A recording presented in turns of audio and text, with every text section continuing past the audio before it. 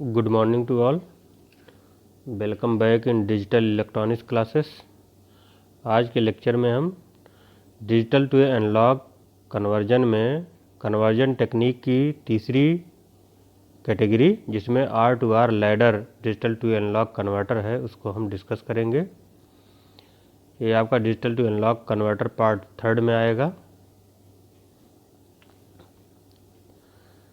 तो R to R ladder digital to analogue converter.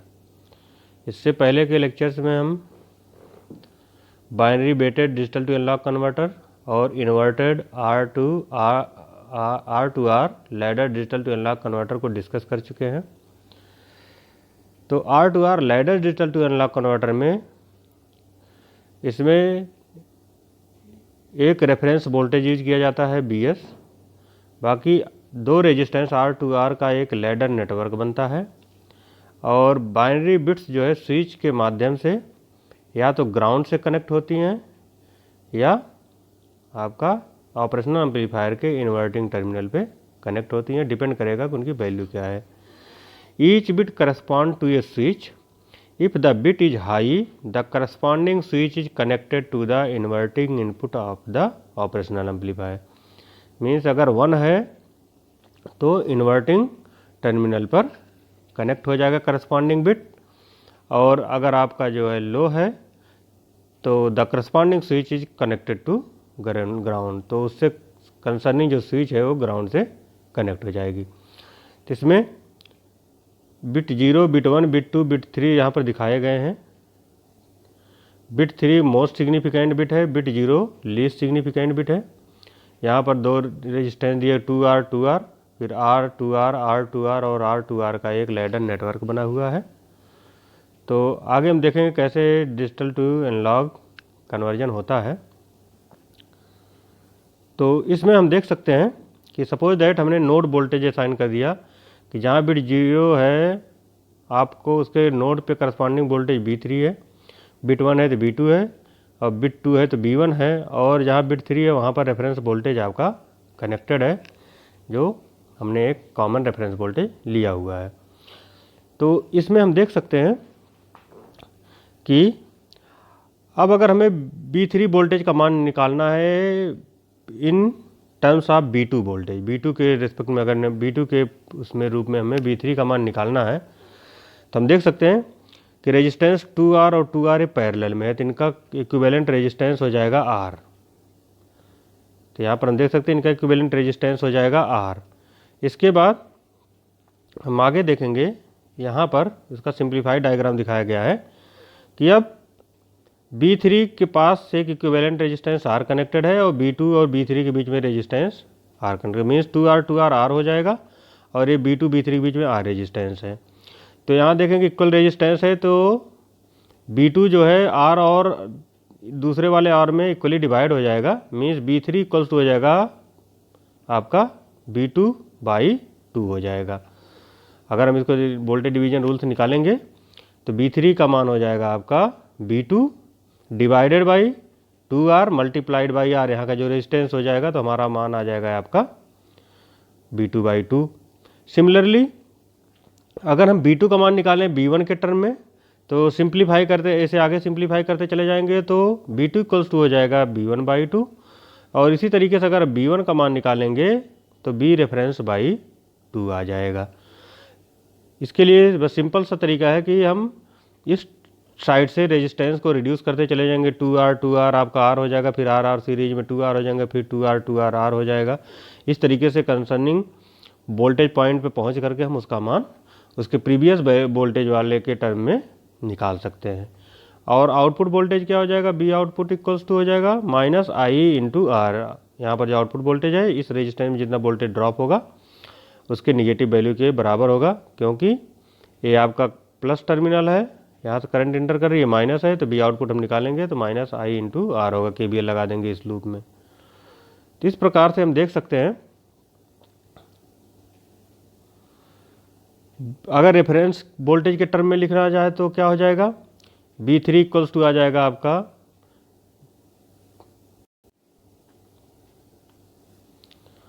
B3 equals to हो जाएगा B reference by 8, B2 equals to हो जाएगा B reference by 4 और B1 equals to B reference by 2 हो जाएगा। तो इस तरीके से हम इसको एक कॉमन रेफरेंस जो वोल्टेज है उसके टर्म में B3, B2, B1 का मान निकाल सकते हैं पीछे जैसे दिया हुआ है, क्योंकि B3 इक्वल्स टू होता है B2 बाई 2 और B2 इक्वल्स टू है B1 बाई 2 और B1 इक्वल्स टू है B रेफरेंस बाई 2। तो जब वैल्यू को प्लेस करेंगे तो B3 इक्वल्स टू आ जाएगा B रेफरेंस बाई 8। तो इस प्रकार B आउटपुट इक्वल्स टू हो जाएगा माइनस आई इंटू आर।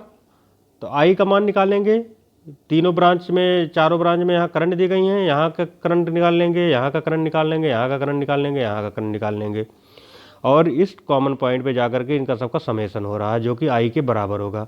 तो पहले वाले में जो करंट हो जाएगा B रेफरेंस बाई 2R हो जाएगा, दूसरे वाले में हो जाएगा B1 बाई 2R, तीसरे वाले में हो जाएगा B2 बाई 2R, चौथे वाले में हो जाएगा B3 बाई 2R और उसके करस्पॉन्डिंग जो बिट वैल्यूज हैं उनको हम मल्टीप्लाई कर देंगे। इसके बाद B1, B2, B3 का B रेफरेंस के रूप में हम यहाँ पर वैल्यू रख देंगे। तो फाइनल जो इक्वेशन हमारा आएगा B आउटपुट इक्वल्स टू आ जाएगा minus R B3 B reference by 2R plus B2 B reference by 4R plus B1 B reference by 8R plus B0 B reference by 16R। तो हम देख सकते हैं यहाँ पर जो लीस्ट सिग्निफिकेंट बिट B0 है उससे डिवाइड करने वाला रेजिस्टेंस का मान सबसे ज़्यादा है और जो आपका मोस्ट सिग्निफिकेंट बिट है उससे डिवाइड करने वाले रेजिस्टेंस का मान सबसे कम है। तो B3 correspond two bit 4 most significant bit, bit 2 is bit 3, B1 is bit 2 and B0 is bit 1 LSB etc. If bit n is set means Bn equals to 1 हो जाएगा। if bit n is clear Bn equals to 0 means जो bit आपकी set होगी या on होगी उसके corresponding वहाँ पर वैल्यू 1 प्लेस कर दिया जाएगा और जो आपकी रीसेट होगी या क्लियर होगी या ऑफ होगी उसके करस्पॉन्डिंग वैल्यू 0 प्लेस किया जाएगा और करस्पॉन्डिंग बिट पैटर्न के आपको एनालॉग आउटपुट प्राप्त होगा। माइनस साइन इसलिए आ रहा क्योंकि हम जो भी वोल्टेजेज हैं सब ऑपरेशनल एम्पलीफायर के इन्वर्टिंग टर्मिनल पर कनेक्ट किए हुए हैं। इस तरीके से इसको और सिंप्लीफाई करेंगे हम, आर आर कैंसिल आउट हो जाएगा तो बी आउटपुट इक्वल्स टू हो जाएगा minus B reference B3 by 2 B2 by 4 B1 by 8 and B0 by 16 for 4 bit. और अगर आपके n बिट दिए गए हैं तो इसी को हम जो है एक जनरल इक्वेशन के फॉर्म में लिख सकते हैं minus B reference summation i equals to 1 to n B n minus i into 1/2 की पावर आई। इस इक्वेशन में हम आई की वैल्यूज को जो है एक 1 से लेकर के n तक यानी नंबर ऑफ बिट्स जितने बिट का होगा वहाँ तक प्लेस करते जाएंगे तो हमारा ऊपर वाला इक्वेशन आ जाएगा। Now advantage of R2R ladder digital to analogue converter. तो डिजिटल टू एनालॉग कन्वर्टर जो R2R है इसका एडवांटेज क्या है। सबसे पहली बात तो easier to build accurately as only 2 precision metal film resistors are required. तो इसे बनाना आसान है क्योंकि इसमें 2 ही मेटल फिल्म रजिस्टर्स यूज किए जा रहे हैं जिनका मान R और 2R है। Number of bits can be expanded by adding more sections of same R2R। तो जितनी नंबर ऑफ बिट्स होंगी उतने नंबर ऑफ R2R का सेक्शंस हम यूज करके उसको और एक्सटेंड कर सकते हैं। In inverted R2R ladder DAC nodes voltage remain constant with changing input binary words. This avoids any slow down effects by stray capacitances. तो इन्वर्टेड R2R में नोड वोल्टेजेज कांस्टेंट रहते थे, हम कोई भी बाइनरी वर्ड चेंज करते तो node voltage का मान चेंज नहीं होता, तो इसलिए जो है कोई भी कन्वर्जन में स्लो डाउन इफेक्ट अकर नहीं होता था। अब इसमें कुछ एरर्स क्या क्या हो सकती है। Sources of errors in digital to analogue conversion. जो आपका आउटपुट प्राप्त होता है उसमें कुछ एरर होने के चांसेज होते हैं। जो हमारा आउटपुट एनालॉग होगा एग्जैक्ट ना आकर के उसमें कुछ परसेंटेज ऑफ एरर्स होते हैं। वो एरर क्या क्या हो सकते हैं। नंबर 1 है गेन एरर हो सकता है, नंबर 2 ऑफसेट एरर हो सकता है, ये सारे ऑपरेशनल एम्पलीफायर के कारण होते हैं। नॉन मोनोटोनिक आउटपुट एरर हो सकता है, settling time and overshoot error हो सकता है और रेजोल्यूशन एरर हो सकते हैं। ये सारे एरर्स हो सकते हैं, इनको एक एक करके हम यहाँ डिस्कस करेंगे। तो सबसे पहला जो एरर है आपका वो गेन एरर। तो यहाँ पर हम देख सकते हैं कि अगर हमारा डिजिटल टू एनालॉग कन्वर्जन हो रहा, तो जो आइडियल कैरेक्टरिस्टिक है वो एकदम स्ट्रेट लाइन होगा। जितना आप इनपुट दोगे उसके करस्पॉन्डिंग आपको एनालॉग आउटपुट वैल्यू प्राप्त होगे। परंतु अगर आपका ऑपरेशनल एम्पलीफायर का गेन हाई है तो स्टेप साइज को हाईली एम्पलीफाई करेगा। Step amplitude higher than the desired output, तो हाई गेन होने पे स्टेप साइज जो है हाइयर हो जाएंगे, तो जो आपका एनालॉग आउटपुट आएगा वो ऊपर वाला कर्व आएगा जो कि डिजायर्ड आइडियल कर्व से काफ़ी ऊपर है। ऐसे सिग्नल आउट में जो आउटपुट प्राप्त होगा उसमें एरर आ जाएगा। इसी तरीके से अगर लो गेन एरर है, अगर आपका ऑपरेशनल एम्पलीफायर का गेन लो है तो स्टेप साइज आपके लो आएंगे और आपका जो कैरेक्टरिस्टिक आएगा कन्वर्जन का वो डेविएटेड आएगा नीचे की तरफ। तो हम देखेंगे आइडियल कैरेक्टरिस्टिक से, आइडियल आउटपुट से इसमें लो गेन पे जो है काफ़ी वेरिएशन आ रहा है, जिससे इस पर एरर आ जा रहा है। तो जो एम्पलीफायर हम यूज करें उसका गेन ना तो बहुत हाई होना चाहिए और ना ही बहुत लो होना चाहिए, जिससे कि हमारा डिजायर्ड आइडियल आउटपुट प्राप्त हो जाए। इसके बाद है ऑफसेट एरर। ऑफसेट एरर में हम देखते हैं ऑफसेट वोल्टेज जो वोल्टेज ऐसा है कि अगर हम ऑपरेशनल एम्पलीफायर के इनपुट पे 0 वोल्ट दें तो आउटपुट भी 0 होना चाहिए, लेकिन ऑपरेशनल एम्पलीफायर के अंदर एक्टिव कंपोनेंट होने के कारण उसमें कुछ ऑफसेट वोल्टेज अवेलेबल रहता है। अगर हम इनपुट 0 देते हैं तब भी हमें आउटपुट जो है 0 ना मिल करके कुछ या तो पॉजिटिव वोल्टेज मिलता है या निगेटिव वोल्टेज मिला, उसे ऑफसेट वोल्टेज कहते हैं। तो इससे जो हमारा कन्वर्जन का आउटपुट आएगा वो अगर पॉजिटिव ऑफसेट वोल्टेज है तो ऊपर की तरफ शिफ्टेड ग्राफ आएगा, अगर निगेटिव ऑफसेट वोल्टेज है तो नीचे की तरफ शिफ्टेड आएगा। तो इससे जो हमारा आउटपुट आएगा वो एररफुल आएगा। This error may be detected when all input bits are low. जब सारे बिट को हम लो करें तो हम चेक कर सकते हैं कि ऑफसेट एरर है कि नहीं है, कि आउटपुट हमारा 0 देने पे 0 आ रहा है कि नहीं आ रहा है। इसी तरीके से हम देख सकते हैं नॉन लीनियरिटी। नॉन लीनियरिटी तब अराइव होता है जब स्टेप साइज जो है हमारे इनपुट देने के साथ साथ उनका स्टेप साइज चेंज होता रहता है। Means voltage step size differences vary as digital input increases, ideally each step should be equivalent. हर एक स्टेप साइज जो ये है ये आपका एक समान होना चाहिए हर एक डिजिटल इनपुट के लिए। जैसे यहाँ इनपुट दिया या यहाँ इनपुट दिया, सब जगह सेम होना चाहिए। पर एग्जैक्टली जैसे जैसे हम इनपुट बढ़ाते जाते हैं, कहीं आपका स्टेप साइज आपका बड़ा हो गया, फिर यहाँ पर स्टेप साइज छोटा हो गया, तो इससे जो है हमारा जो कैरेक्टरिस्टिक ड्रॉ होगा इनपुट और आउटपुट भी वो नॉन लीनियर आता है। ठीक है। और जबकि आइडियल के केस में हमारा जो कैरेक्टरिस्टिक आना चाहिए वो लीनियर आना चाहिए। आप इनपुट दे रहे हो इक्वल स्टेप साइज में, आपका इनपुट जैसे ही बढ़ाएंगे आउटपुट भी आपका वैसे ही बढ़ेगा। इसके बाद है नॉन लीनियरिटी। नॉन लीनियरिटी दो प्रकार की होती है। एक तो हमने ऊपर डिफरेंशियल देख लिया, ये आपका इंटीग्रल नॉन लीनियरिटी है। It occurs when the output voltage is non linear, basically an inability to adhere to the ideal slope.